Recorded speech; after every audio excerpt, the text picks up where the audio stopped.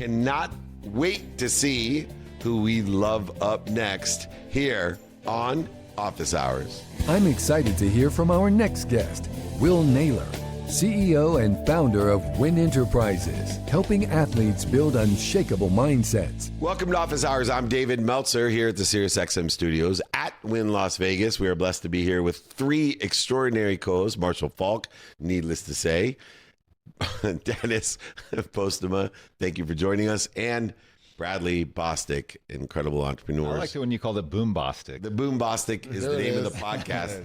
Well, we're here to win, no matter what. And Will, my friend Will Naylor is here. He's the CEO of W1N. And we share a shift in a paradigm, my friend, of I am. When my life changed from I want to be more happy, more healthy, more wealthy, and more worthy, it was always a search for more. And I promise you one thing, if you're searching for more, you'll never get more, because there'll always be more. But when I realized I am happy, I am healthy, I am wealthy, and I'm worthy, I just got to figure out what I'm doing to interfere with it. My whole life changed. Your mission is to counteract people in feeling as if they are worthy, and working especially with student athletes who have, like most young people, a problem with worthiness. I certainly appreciate what W1N is doing. In that measure, when did you realize that you felt like you may not be enough? Well, I think that's like the core question, or the core fear we all have. It's like the question, am I good enough, right? Am I enough? And I think that really drives our behaviors, sometimes positive, or it could be a motivator, right? Like someone bullied me or someone motivated me and I don't feel enough. But I started, even in my own life, I got into this space because I knew looking back on my career, I was slightly a head case. I knew that it wasn't physical when I had the roller coaster. It clearly was mental or emotional. But the more and more I talked with peers, the more and more I talked with young student athletes, and the more just following the space, so to speak, I realized that there was so much noise. And I think that's the problem's been magnified with that feeling of enoughness, given the advancements of technology and our access to everybody. So that's when I think I first found that to be the core issue.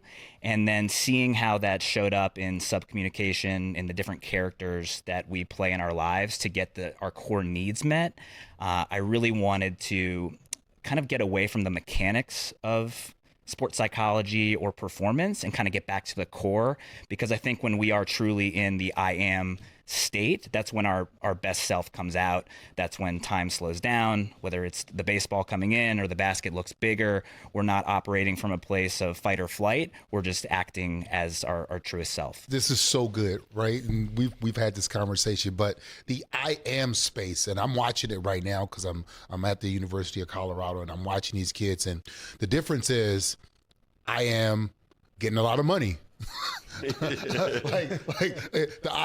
getting a lot of money and I need to perform. So when that's the case, how do you help the kid to go out and perform when they've never had to? Like I remember playing college ball. College ball was the one place that if I messed up, it was my teammates I had to be accountable to and for. I wasn't worried about, hey, I'm getting a meal. I was supposed to catch that ball. I wasn't supposed to fumble.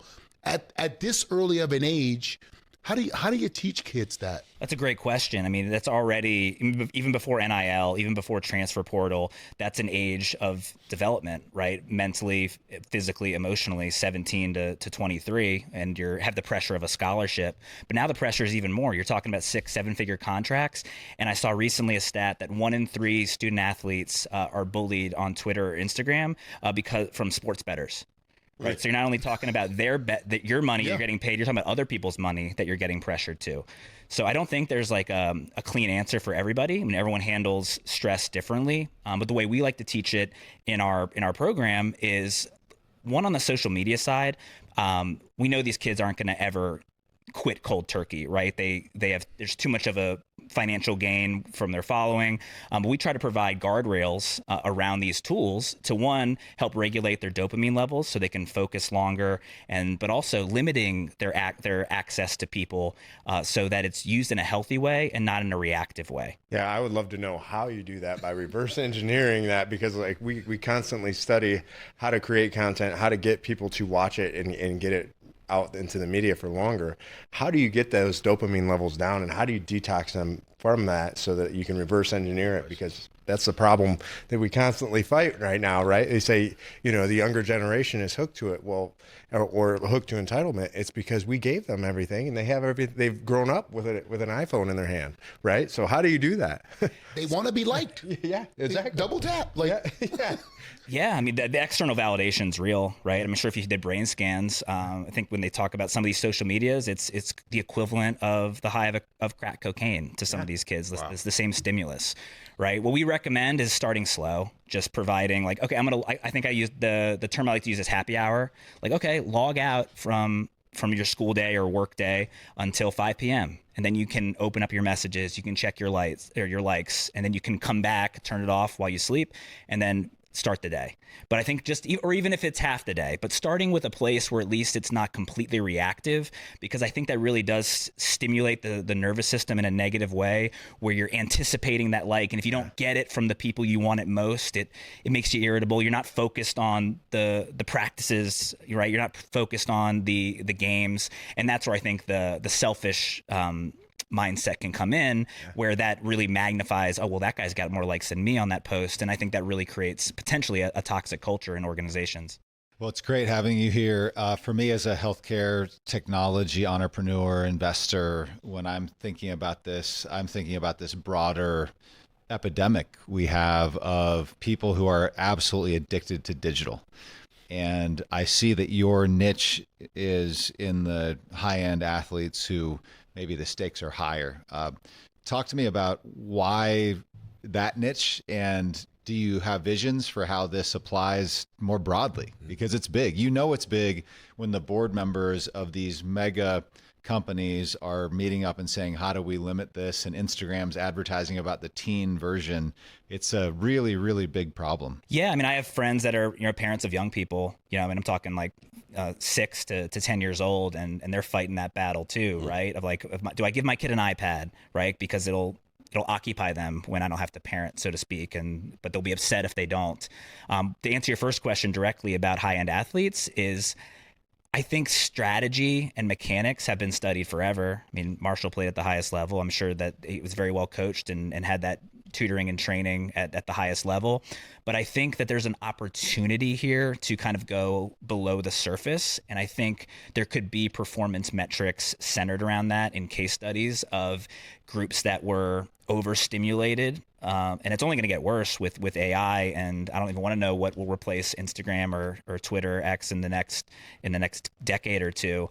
But I think if it's not addressed now, performance might not only suffer, but I think mental and emotional well-being will really suffer as well. So I feel it in my life. I'm 38, and when I know that I'm getting that itch to check my likes on Instagram or Twitter, I can't imagine what the lived experience of a 21-year-old that's grown up with that, where their prefrontal cortex hasn't even developed completely. Their nervous system is probably unregulated, and they probably feel with a lot of angst. So yeah, I know especially when you think social media is basically people trying to say you're not as good as me.